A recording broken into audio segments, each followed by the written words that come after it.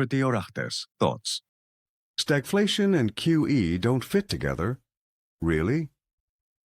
Over the past few months, we have consistently held the same view. Hopes for lower market yields are largely wishful thinking. Investments in the oil sector should by no means be ignored. Pessimism regarding the US dollar is grossly exaggerated, and stock markets are hovering near their upper limits in the long term. In last week's thoughts, we spotted initial signs that the stock market might stabilize somewhat in the short term. A few tentative, wobbly steps toward stabilization did indeed appear, but today it's clear, it was definitely too soon.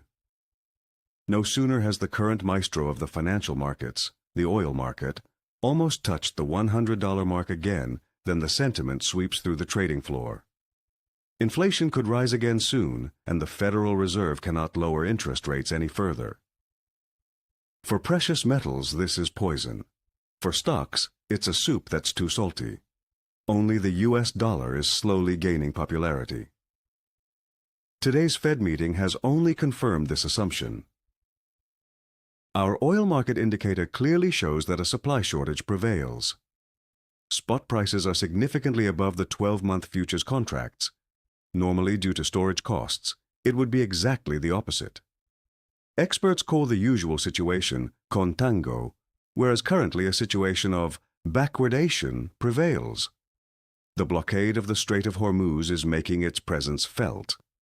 Bottlenecks are already clearly visible in the market.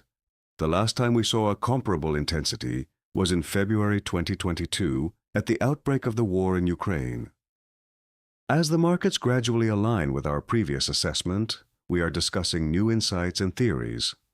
The escalating situation surrounding the war in Iran could put our analysis to the test once again. Rising oil prices have an inflationary effect on almost all products and many services. Oil is in almost everything, and transportation costs are literally skyrocketing. In short, oil prices and inflation go hand in hand. Added to this is the fact that many consumers, not just in the US, have significantly lower savings or are even living in debt. For many, job security is also declining, not least due to advancing automation and the AI revolution. The result? Consumer spending power is dwindling, the economy is hitting the brakes, and a recession looms on the horizon. At the same time, inflation is rising while the labor market is weakening. The specter of stagflation is knocking audibly at the door. The new Fed chair, Kevin Warsh, who takes the helm on May 16, 2026, is thus entering challenging territory. He would have to combat inflation with higher interest rates, but in doing so, he simultaneously slows down the economy. On top of that, he has a boss breathing down his neck who wants lower interest rates and hopes to be re-elected in November. The longer the war with Iran drags on, the tighter the balancing act becomes.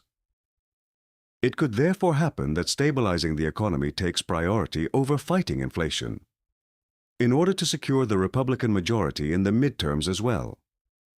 If the Democrats win one or both houses, the U.S. president would be practically unable to act.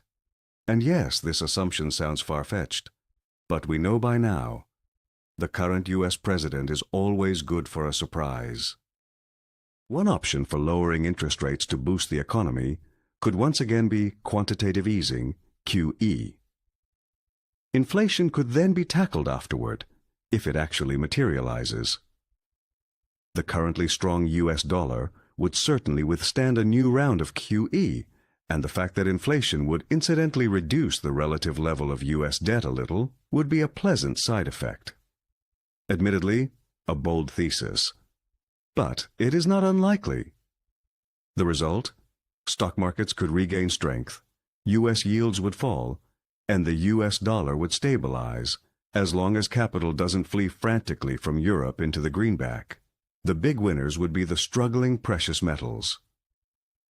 And President Trump, because this is a mix voters love. While we discuss the long-term direction and possible scenarios, the markets remain on their current course. Dwindling hopes for lower interest rates are causing stock and precious metals markets to tumble further.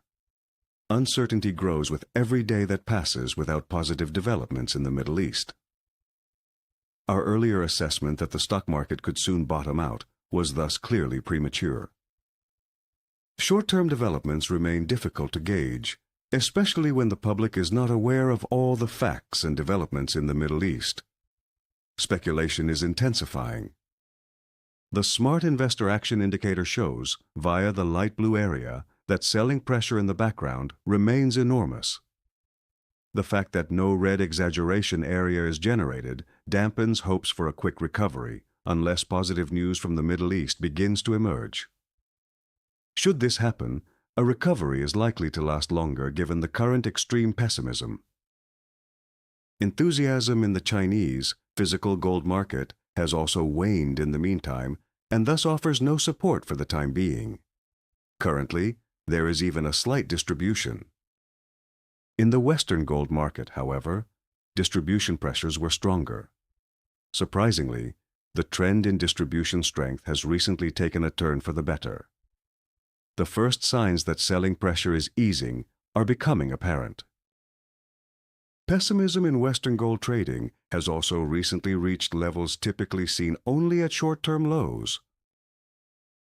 A similar picture is emerging in the silver market. Even though the price does not seem to be finding a bottom at the moment, selling pressure is weakening, signaling a silver lining on the horizon. Thank you so much for watching the video all the way to the end. We hope we've been able to provide you with valuable insights for your own investment decisions.